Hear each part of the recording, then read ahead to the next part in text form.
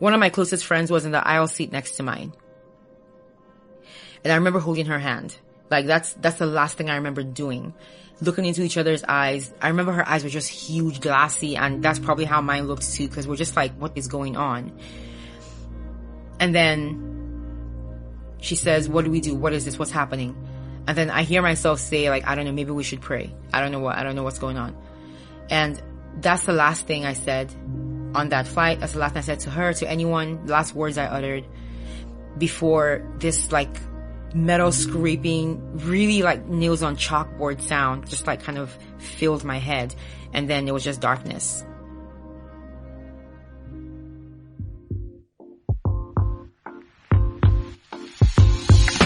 This is Where You From, a podcast for those who believe it's important to stop and listen before we speak. Join us as we ask another Christian thought leader where you're from and discover how their life experiences and expertise, even if we may disagree with something they say, offer us an important perspective that's worth thinking about. Welcome to Where You're From. I'm Rasool Berry.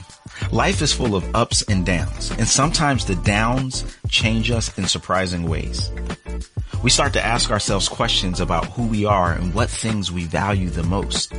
The answers we give to these difficult questions can change the entire course of our lives, for better or for worse. Today, I'm talking with someone who faced these difficult questions after experiencing an unimaginable trauma at the age of 16. Kechi Okwuchi is a Nigerian-American recording artist and motivational speaker, but she is also one of only 2 survivors of the Sosoliso Airlines Flight 1145 crash on December 10th, 2005. To find out how she overcame this traumatic event, join me as I ask Kechi Okwuchi where you're from. I'm from Nigeria, born and raised. Yes. Okay, nice. And I just discovered in Ancestry that I'm 26% Nigerian. Yes. So, does that mean like we can claim each other's family? I mean, there's like probably blood in there somewhere. Definitely. You're Nigerian now. That's it. That's all it takes. I love it. Niger for life. You even know the phrase. Look at you. Yes. Niger for life. Period. So tell me a little bit about the circumstances of you growing up. Growing up in Nigeria, I had a really great childhood personally. I was an only child for 10 years before my sister was born. So I was quite spoiled by my parents. We didn't have a lot, we're very middle class, but like they never made me feel like I was lacking anything, and I was also kind of brought up in this very family oriented kind of environment. So my extended family was a big part of my life growing up. It was just fun. It was fun. I never felt alone. I felt like I always had people around me that I loved and loved me back. It was a good childhood. That's great. And where in Nigeria are you from? I'm from the East, so I'm Igbo. Okay. It's called Imo State, and kind of built our lives there before I started high school. Gotcha. And what did your parents do? My dad owned a paint manufacturing company, like making commercial paint. And then my mom, first of all, her passion is baking. So she did that for quite a while I was a kid.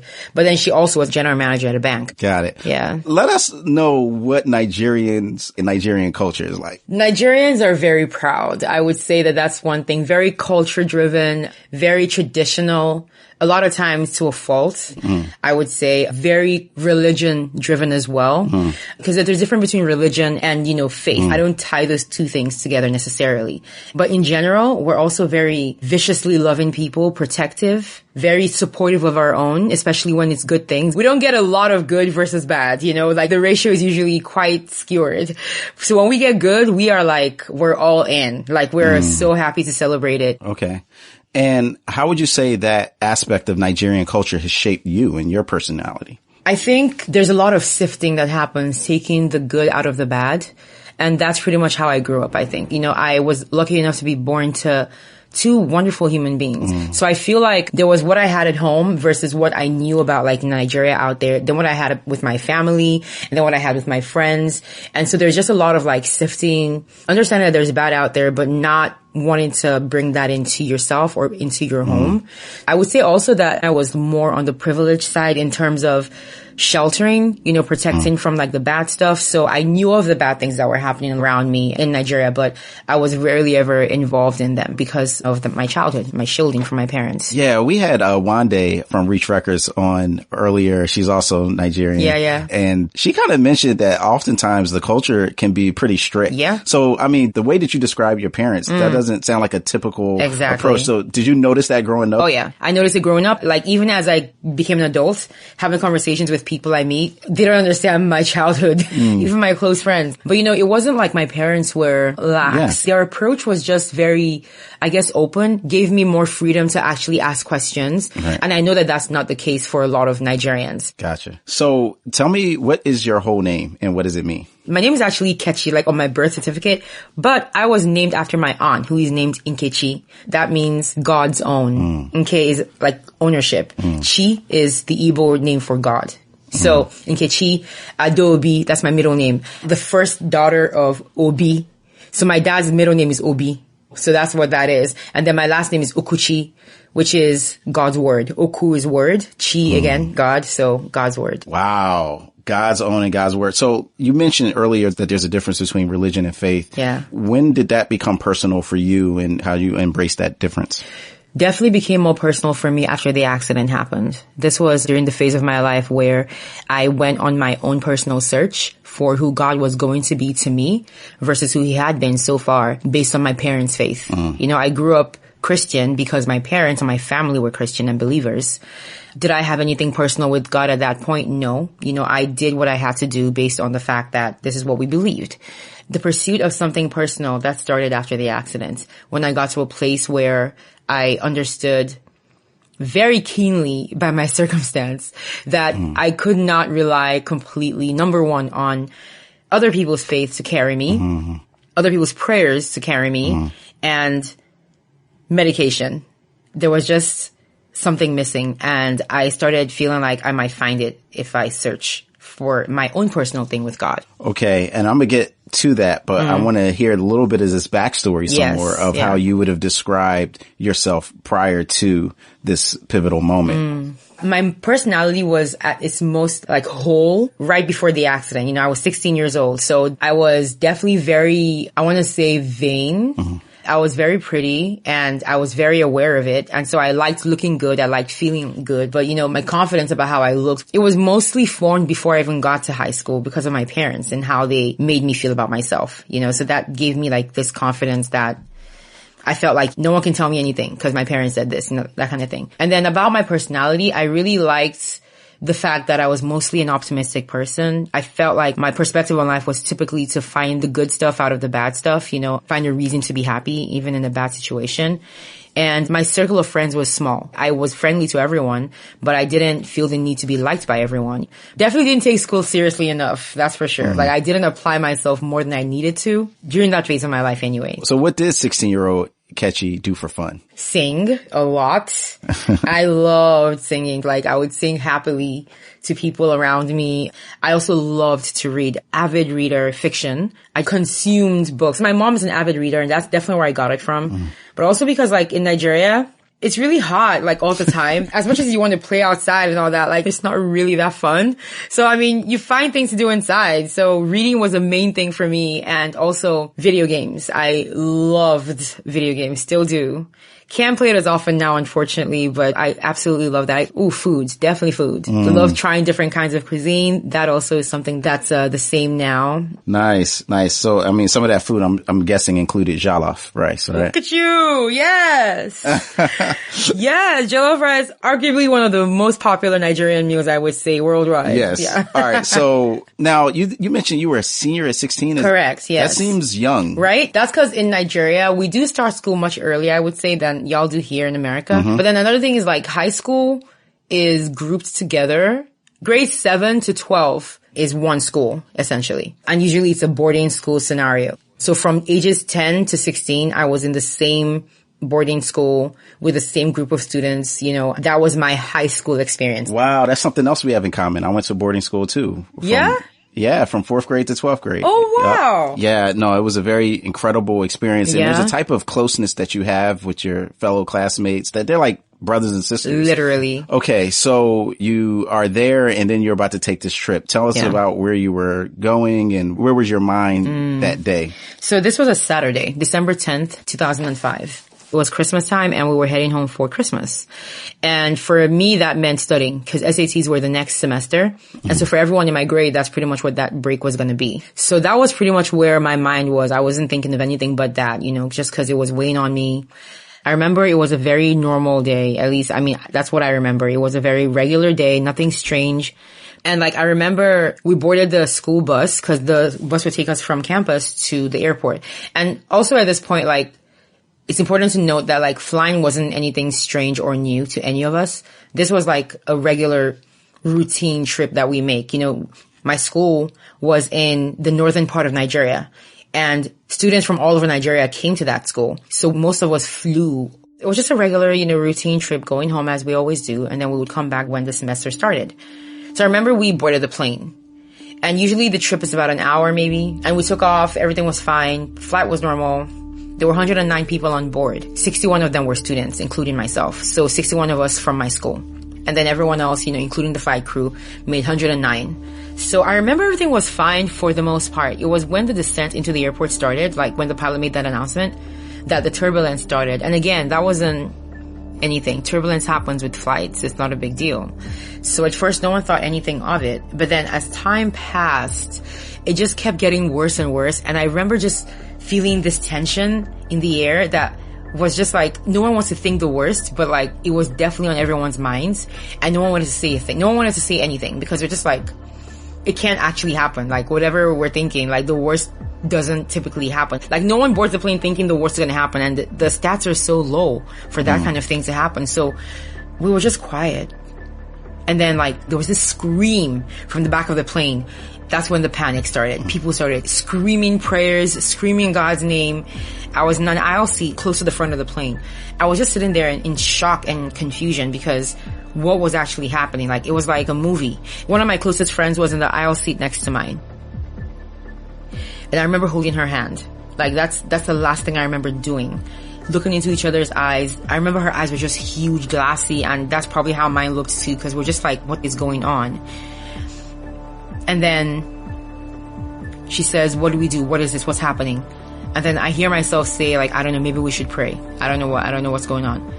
And that's the last thing I said on that flight. That's the last thing I said to her, to anyone, the last words I uttered before this, like, metal scraping, really like nails on chalkboard sound, just like kind of filled my head. And then it was just darkness. And then I was opening my eyes and 5 weeks had passed and I was in a hospital in South Africa, waking up from a coma. And that was like when my new life, I suppose, started. Wow. So, like you said, it was a regular routine day going from northern Nigeria to the east for Christmas break. For Christmas. And that shriek from the back of the plane is kind of what breaks the tension and causes everyone to realize this is not normal. Yep. She was like, is this plane trying to land? And I couldn't see out the window, not just because I was in the aisle seat, but like it was just gray. So like from my perspective, there was nothing outside. Like I couldn't see anything. And I suppose that makes sense because later on when they told me details about the accident, we apparently crashed during a thunderstorm. Like it was a really bad storm. And like the issue was because the pilot had tried to land in like extremely bad weather conditions. So that was what caused the crash. So I just keep thinking the woman that screamed must have been like in the window seated and she could see what was happening, you know? And I just know that would have probably made things even worse. Because it was one thing to have the physical injuries, but then the psychological would be so much worse, I think. So you hold your friend's hand next to you, looking at each other's eyes, and then say a prayer, black out, and you say you wake up 5 weeks later. Like when you open your eyes, do you realize how much time has passed? When I open my eyes, I have no clue how much time has passed, but I know where I am. I know what happened. Okay. So how are you feeling at that point? That beginning time was very cloudy, very misty. It was kind of like the combination of like reality and dreams. I wasn't quite aware of what was going on and couldn't quite distinguish dream from reality at that point. Everything was just very floaty and my body was very numb. So I remember opening my eyes and just feeling I was here, but not quite. I knew my mom was next to me. And that was always something that grounded me, I guess. Having her next to me was always a reason to open my eyes again. Okay. So you open your eyes at 5 weeks after. How much longer does it take for you to actually engage in conversation and start to understand what actually happened? When it comes to understanding what had happened, I opened my eyes knowing because while I was in the coma, my mom would talk to me and I would hear her. She would say, Kechi, you were on your way back from school and you were in an accident, the plane crashed and you were really badly hurt, but you're in South Africa right now and you're going to be okay. Everything's going to be fine. She didn't want me to wake up like in a panic, and that is a thing that happens with trauma patients. Sometimes they wake up, their body's still reacting to the traumatic experience. I give my mom all the credit for the fact that I opened my eyes knowing what happened, knowing where I was. That was definitely a blessing. But then when it comes to like an understanding of just how bad things were, my injuries, how long I was going to be here, how long I'd been here already. That came over time, the next few months in the burn ICU in the hospital I was in. I had a trachea tube in my throat, so I couldn't actually say anything. I couldn't speak. That happened about 3 months into my treatment where they took out the tube and I could finally use my voice to speak. So after I got better and my voice came back, I started talking way more with her. And the more I was awake, the better I got, the more I could move around and look around and see myself and I could see just how bad the damage was. So as time passed and I got better, I got worse mentally because the better I got, the more aware I was of the fact that this was going to be a very long journey and the life that I knew was not one that I should be looking forward to going back to. There was no going back. Things like prom, graduation, those were normalcy, what I defined as normal, was very far. So that took a lot of adapting for sure. I can only imagine. And you mentioned there were 109 on board. What was the result after the accident? There were 2 survivors. So myself and another woman who I didn't know prior to the accident, who I know now. We're good friends now. We were the only 2 survivors. So all the other kids that were on the plane were gone. Even the one that you held? Even my friend. How did you process that? That was definitely the hardest part of everything. They told me the truth about that 4 months in. They had to wait for some time to make sure I would be psychologically capable to handle the gravity of the truth. The main thing was the shock in the beginning, just because I had assumed for the last 4 months that if I was alive, so was everyone else. People don't just survive plane crashes. So if anyone survives, that means it just isn't that bad. That means if one person survives, then everyone survives. So that was my perspective on it before being told. So hearing the truth was extremely shocking. And so at that point, they showed me pictures. And when I saw the plane, I was just so shocked, even more, because I didn't understand how 2 people survived that or came out of that. So there was that acknowledgement of the fact that this was a miracle for anyone to survive. But then there was also the acknowledgement of the fact that this was a huge tragedy.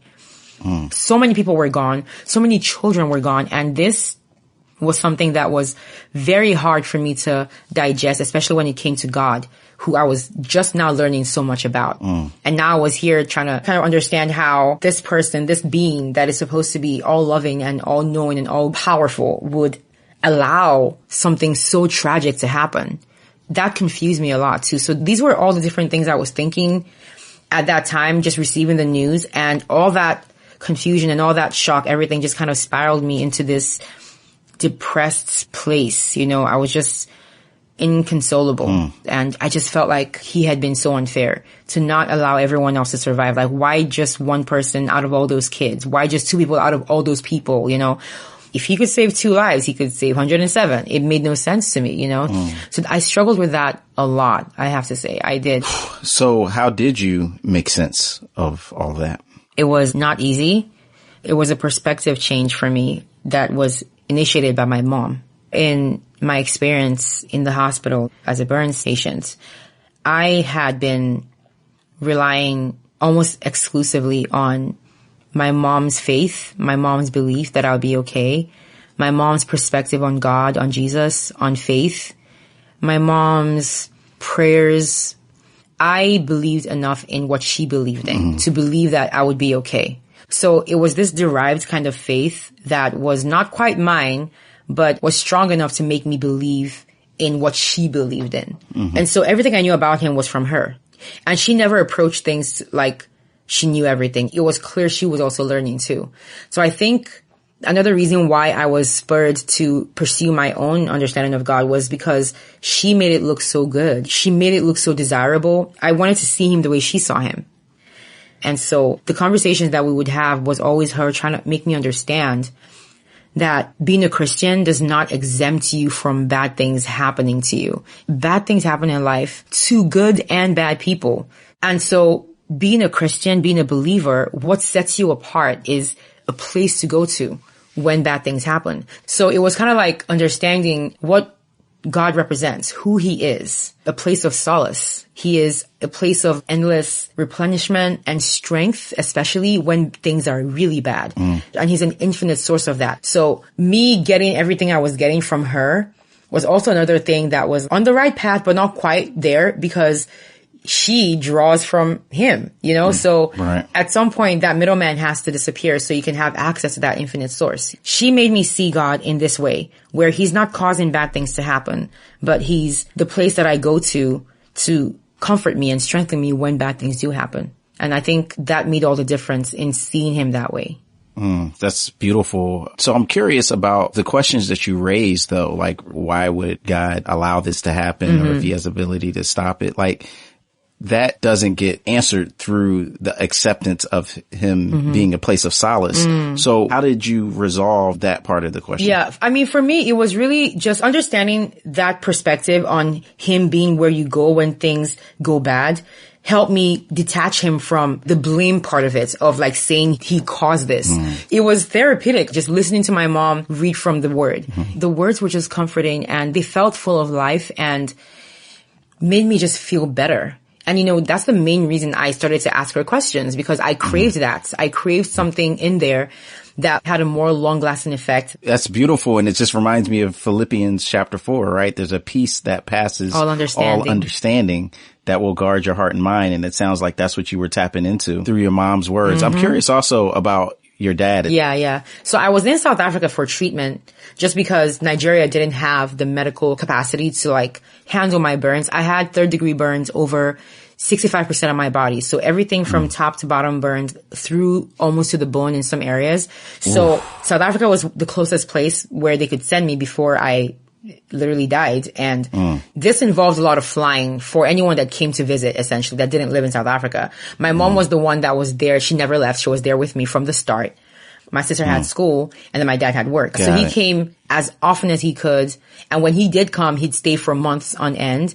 And my mom needed that too because, you know, I was just pulling so much out of her, you know. But yeah, so that was my dad. It's interesting because I hear about how he would break down and feel a type of way, like, but never when he was with me, ever. He would always just be himself around me. And for me, it gave me a sense of like normalcy, seeing that he was like still the same old guy, the way he would act, making the same jokes. I remember my mom said that she got a phone call from some random person asking if she was Kechi Okwuchi and that she needs to come to the hospital that's near the airport ASAP because her daughter was asking for her. So she started heading over there. She called my dad and he told her, don't wait for me, just go there first and see her and see what they're saying and I'll meet you there. And so when she got there and she saw me and the doctors were working on me and trying to just get me to calm down, she called my name and I calmed down. They were finally able to do what they needed to do. And then my dad got there eventually. And then my dad had told her, you know, Kechi is literally living for you right now. Like, do you know that? I believe that that's why she's alive, essentially. And so he knew that if there was any way I was going to come through this, that it was going to have to be with her next to me because literally she represented calm and love and peace and comfort and everything that God should represent for us. She did for me, you know? Wow. That's beautiful and just incredibly moving. And so you go through this dark period of questioning and then mentioned like a few months in, you start to get the gravity of how long of a recovery that you're going to have. And I can't help but think about, you described yourself as 16 years old as vain and appreciative of your like physical appearance. And 65% of your body with 3rd-degree burns. How did you think about that new reality? So curiosity about how I looked. Yes, that came the better I got. So, from just looking at my body, I could tell that my face is probably not looking great either. So this was about 4 months in. So the day before I saw my reflection, I had spoken to my dad on the phone. And when my mom took the phone away from me, I had glimpsed my eyes. I didn't see enough to really see anything per se, but I saw enough to be curious of the rest of it, essentially, where it was like, I just realized I haven't actually seen myself since this whole thing happened. So I told my mom, I want to see how my face is. And I remember she was just hesitant, and then she was like, okay, yeah, I'll bring a mirror for you tomorrow. I felt like I needed to know now how I looked and decide how that was going to affect me.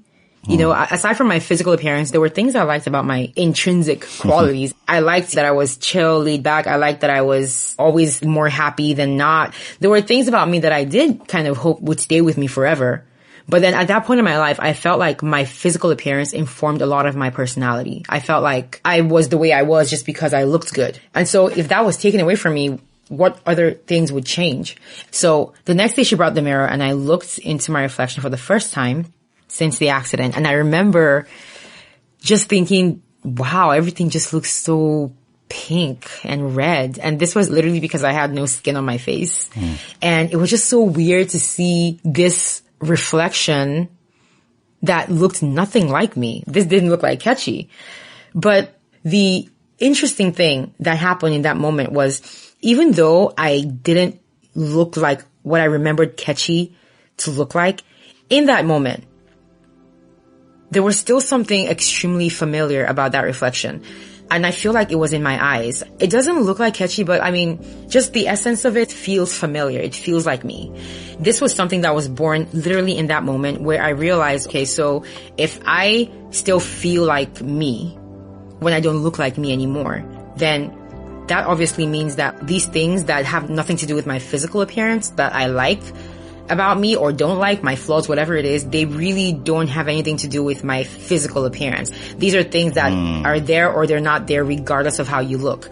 And I think in that moment, there was just this freedom that was born because it was like, I don't have to change then. I don't have to be a different person. Okay. So I look different, but it's not like I need to start acting different, stop laughing so much, stop joking around. I can keep liking the things I like and, laughing at things I like to laugh at. I have the same sense of humor. It just meant nothing had to change. And to me, that was the most significant shift in my way of thinking because it literally became the foundation of how I approach life moving forward. And I have to also say, special mention, this is not something that happened in a vacuum, with just Kechi coming to this epiphany. The people around me and how they had reacted to me thus far also informed that too. The focus had always been, how is she feeling? Is she getting better? How is she healing? No one had said or expressed anything, at least to me, about my appearance. My little sister that was 6 years old, this is a kid, a baby, and when she first saw me, she called me my name, she hugged me. She didn't ask who is this? There was no weird reaction. I feel so I've been looking like this all along and everyone has just been acting like normal. And then as time passed, it was just like that. So I have to say my friends, my family, they just never made me feel a type of way about this. And since they are the most important people to me and have always been, their opinions trumped anyone else's. Again, it's just such a powerful story. And your response, what you said the Lord gave you, reminds me of when Samuel goes to look and anoint the next king after Saul. Yeah. And he looks at David, who's the youngest one and the small one. Yeah. It's that can't be it. And the Lord says, no. No, that's man looks at the outside. Yes. But the Lord looks at the heart. This is so true. I feel bringing God into it was another thing that helped reinforce it because then it became a matter of finding what to tie my identity to. And for me, learning everything about God and learning about how he loves us regardless, he made us and he cares about how we behave to other people and how we act in this world, what kind of footprint we live as opposed to how we look. He's not going to pick and choose between scarred versus unscarred when people are coming into heaven or coming to meet him. So to him, it also doesn't really matter what you look like on the outside. And seen as he's the infinite source of everything good, seeing myself through his eyes is probably the best way to hold on to my confidence. You're never going to be able to come to me to make me feel bad based on my appearance because God doesn't care about that. And I'm sorry, but you're not as important as God. You're not God. Right. So it became that kind of thinking. There are many other things you can come for me on, but not on how I look, because that's something that he already took care of. Through the faith and love of her family, Kechi was able to see past her physical appearance after the crash to her real self in light of who God is. This change of perspective gave her the courage not only for a big move, but also prepared her to be judged by Simon Cowell on America's Got Talent and millions of viewers around the world. That's coming next on Where You're From.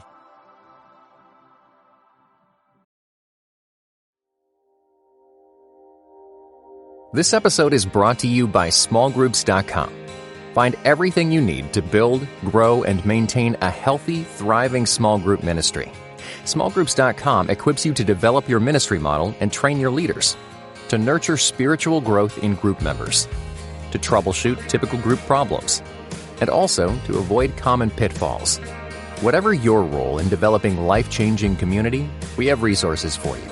Visit smallgroups.com today.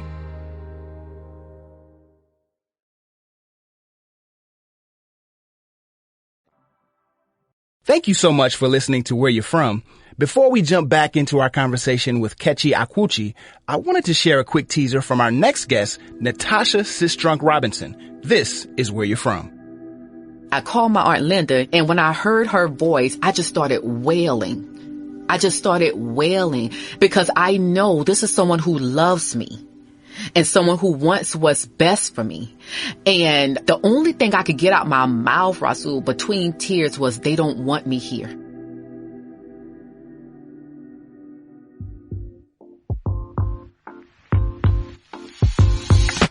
Welcome back to Where You're From. I'm Rasool Berry, and in just a moment, we'll jump back into our conversation with Kechi Okwuchi. But before we do, just a quick reminder that the show notes are available in the podcast description. They not only contain the talking points for today's show, but some links to learn more about Kechi's music and advocacy work. You can find these links in the show notes or by visiting whereyou'refrom.org. That's whereyafrom.org. Now let's get back into our conversation with Kechi on Where You're From. So you've mentioned the fact that you kind of needed this to prepare yourself for life outside of the hospital and the world. So tell us about that. How long were you in the hospital? And then what was it like when you had to leave? So I was there for 4 months in the trauma ICU and then 3 months in the ward, the burn ward. Then I left South Africa, came back to Nigeria, because I came back in August 2006 to about March 2007. March 2007 is when I moved to America with my family, my dad, my mom, my sister.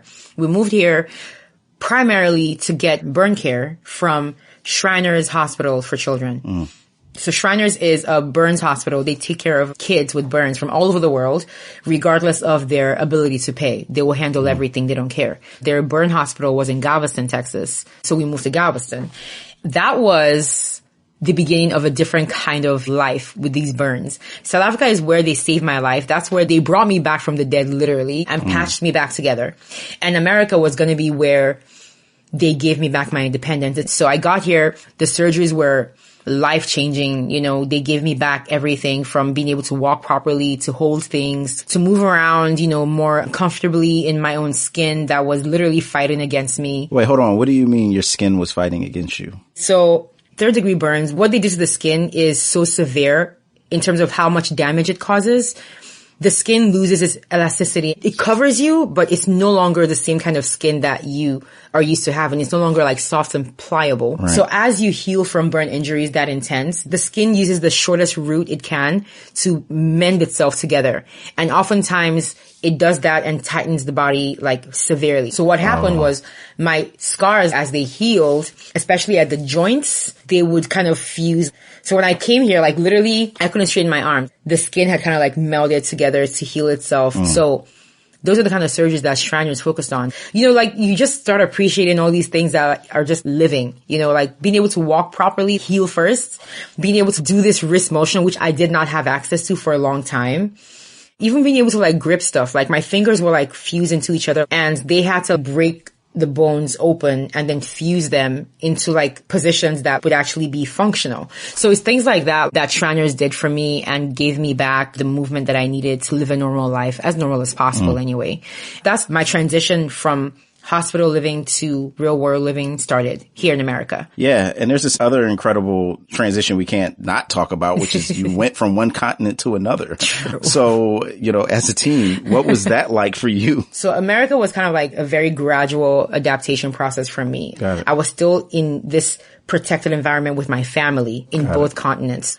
The weather was definitely not as warm as Nigeria. That was great, especially Galveston that's like so windy. And having these burns, my body can't regulate heat like normal anymore too. So that was another thing. But like, yeah, it wasn't the worst transition, I think. Okay. So when did you start singing again? That was something that I never really stopped. After the accident happened, the first time that I sang in South Africa was interesting because my voice changed actually because of the accident. There's no medical explanation for it. I loved singing before. I sang a lot and my voice was okay. It was good. But definitely different after the accident. It got a different quality to it that just made it better. And so that was something that happened that no one could really explain, but like being able to sing more confidently, it just made me happy. So I loved expressing myself that way. And it became a part of my therapy quite literally after I moved to America. So they put me into music therapy along with physical therapy.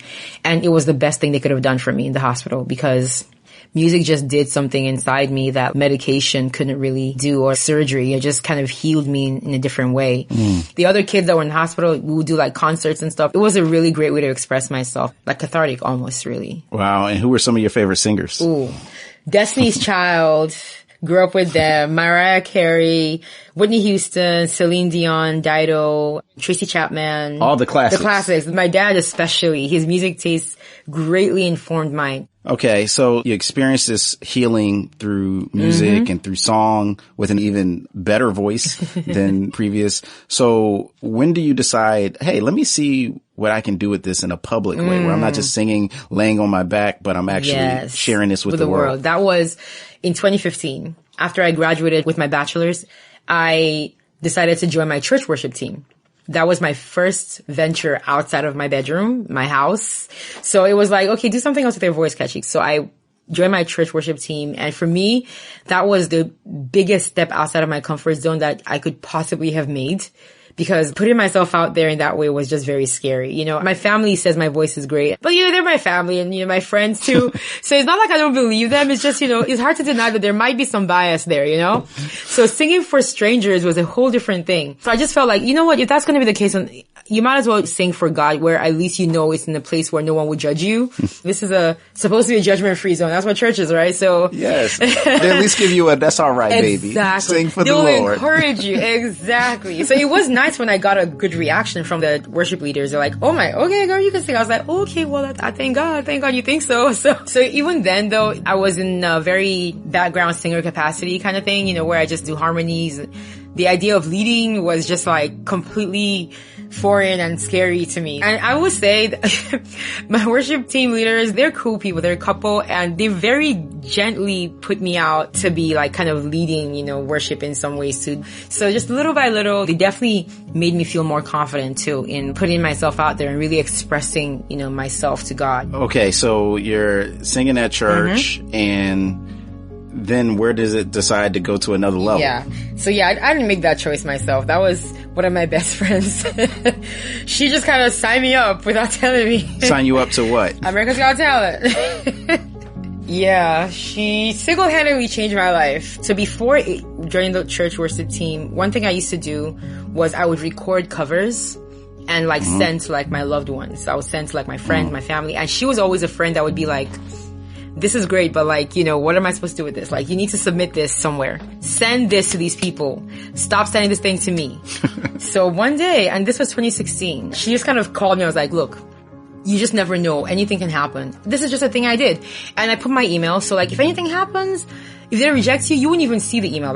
I will literally be the one to get the email. You don't even have to care. You don't even have to see anything. I was like, okay, whatever. It's cool. Okay, it's done. So we move. It's fine. And then November 2016, one weekend, Saturday, is when I got a phone call from this woman whose name was Destiny. And she was a talent scout for America's Got Talent. And she saw my application. And I remember just being like, I'm sorry, what? What do you mean? She was like, yeah, that we saw your application. I was like, okay, cool. She was like, okay, yeah. So we'll be in touch. I was like, okay. And then like a few minutes after that, I tell my parents and my sister, they're like, what? When did you even sign? I was like, I didn't sign up for this. I don't even know.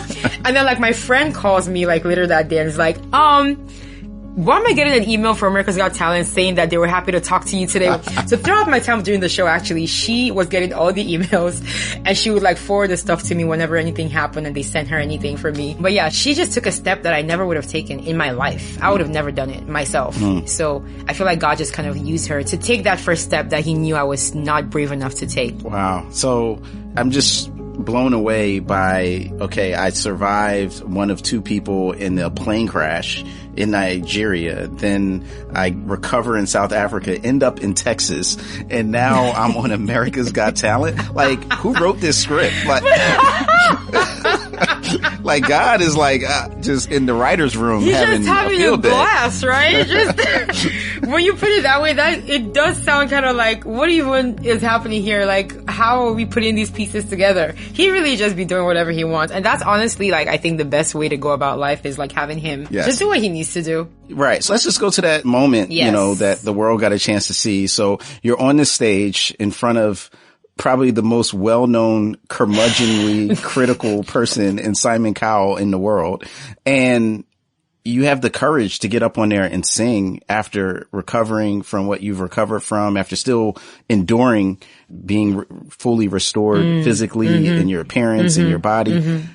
What are you thinking as you're singing in front of Simon and this whole panel of judges and this whole audience? Before I got to that place where I was standing on that X right in front of them, I did not think I'd get that far. I was convinced that they would not put me on TV.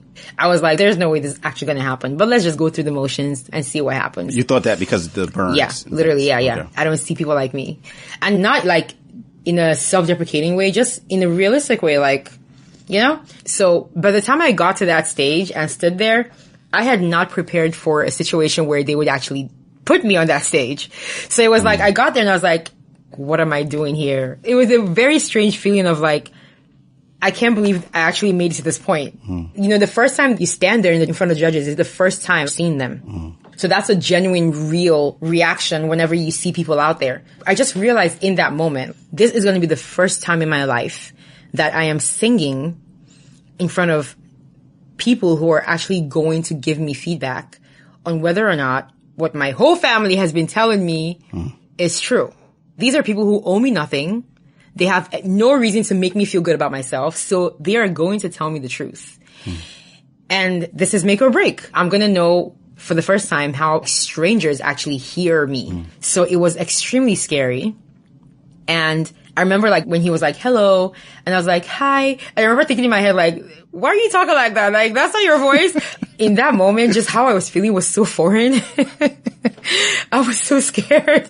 I was like, wow, why did I let this happen, you know? But the relief I felt when I sang a few lines and then they started clapping along to my singing too. And I was like, this is actually happening right now. They're not stopping me. And so when I finished and then I saw like all four judges standing and I got like 4 yeses, I was like, so I'm coming back here again. This is crazy. I cannot believe this is actually happening. It was just very cool to see a different perspective on my singing. I hadn't ever had that before.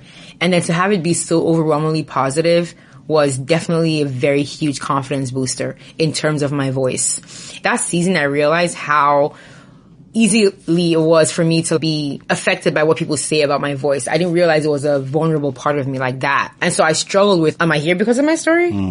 Or is my voice actually the reason why I'm here too? Not America's Got Best Stories, you know, it's about talent. And I don't want to be here if it's someone else's spot just because my story is this and that. And of course, there were people who also felt the same way and would say that, you know, online. I learned very quickly not to read comments. I had this struggle too inside, like, why am I actually really here? Also, because in the first audition, even though he did give me a yes, everybody gave me like yeses, he did also say, you have a great voice. It's not the best voice I've ever heard, but you have a great voice and it makes me want to see you and see what else you can do. And that meant a lot to me even more because it was a very real response. So when he said in that second audition, I think in this moment that you've proven that you belong here with everyone else, not just because of your story, but because of your voice. And that's something I had never voiced as an issue for me, but I feel like he understood that that would be something that would be concerning for me. And that really made me feel so much relief and so much more confident that I actually had earned my spot here like everyone else. Simon on his own really encouraged me, I would say, and gave me this validation that I didn't even realize that I was looking for in, someone like him that, knew his stuff. As you were going through this, you mentioned that one, this appearance on the show changed your life. Mm-hmm. And then two, you were also wondering why God had you there. Once you experience the show and now in hindsight looking back, why did God have you there? I feel so many things. The main thing was that if something is for you, then he's going to get you to that place if you let him, even if the road might not be the path that you expect it to be. And I feel like if you allow him, he will lead you to a place where those passions can become part of your ambition, part of what makes you happy, what you can pursue, maybe career-wise, or just whatever it is that makes you happy. I feel like he was trying to show me that these things that I love doing, like, they don't have to just stay as things I love doing. I can actually do them, and share them with the world. And I think that's such a God signature in my life. And then the second thing is about my story and the impact it can have to people out there in the world. I would never have had the chance to have this level of exposure or this platform on which to build this brand of hope and inspiration had I not ever been on that show. That is the main thing that AGT did, was to give me that platform. It's always been something I felt was part of my life story, what I'm supposed to do with my life, to take what has happened to me and use it to motivate other people to understand that there is life to be lived after trauma, to embody that, to be that, and then from that place of experience, tell other people with conviction that this is the truth because I've lived it. And so that's something I was doing anyway, just in my small capacity, but the show made me able to do that to a bunch of people all over different platforms. Everything that I post is about showing my authenticity to the world and showing who I am to the world, whether it's me looking great one day, not looking great the other day, because I believe that that is something that people desperately need to see, and not just burn survivors, but just people in general. So that's something that I really have always wanted to represent. You don't have to allow your traumatic experience to cripple you. Yeah. And I think that that's really the main message that God wanted me to put out there for people, whatever avenue I decide to use. You mentioned earlier that you didn't think that they would put you on TV because you had not seen someone that looked like you on TV. Yes. I'm curious about that second point about the impact on other people. Mm-hmm. What have people told you? What have you heard about the impact of people who've had traumatic experiences seeing you in that light? I think the most overwhelming thing is they feel inspired by my story, my experiences, to go for their dreams, to stop hiding from the world, to be more confident. Specifically with burn survivors, I think those are the ones that really make me feel like I'm doing something good and actually helpful with how I'm putting myself out there. When I hear from someone that says that they have this and that scar or this and that trauma, when I see that they relate to me and that seeing someone like me out there represent them makes them feel seen and makes them feel like they too can go out there and put themselves out there, that's really, it's the most encouraging thing because it tells me I'm at least on the path to do what I'm supposed to do. So I think that's the most overwhelming response I get is from burn survivors or trauma survivors who appreciate the representation and the honesty, and that it makes them want to kind of do that for themselves as well. Yeah, that's so inspiring. Is there a particular response that you've received that really touched you and that helped you to see your impact on the world? Oh, there's so many. I just keep filtering them in my mind. But I think there was one that really stood out to me, and it was this woman.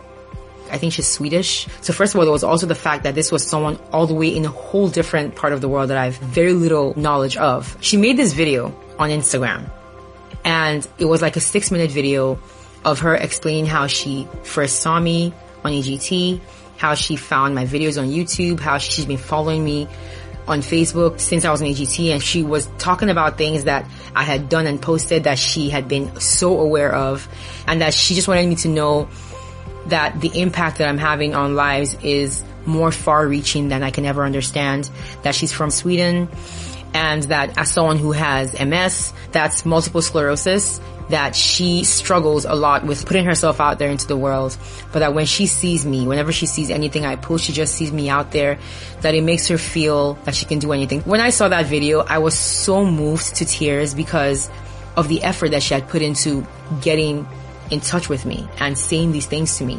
It was just so emotional and so moving that someone would go that far to send me this video message where she really wants me to know these things. And I always say this because it's the truth. It's these things. I can speak to a crowd of 1,000 people, and just that whole speech could have been just for one person in that crowd.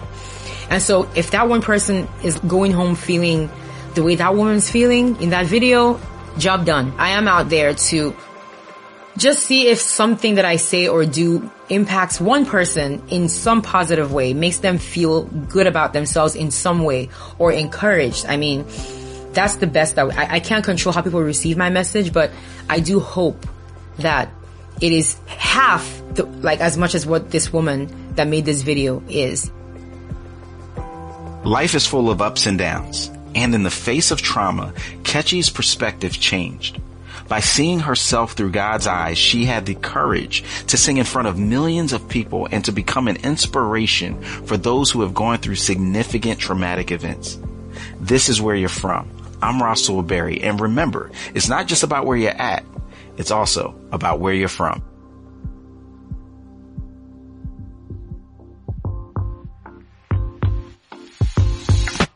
This show was produced by Daniel Ryan Day, Ryan Clevenger, and Jade Gustafson, and was engineered by Gabrielle Ballard and Kevin Burgess. I also want to thank Joyce and Crescentia for their help in supporting and promoting Where You're From. Thanks, y'all.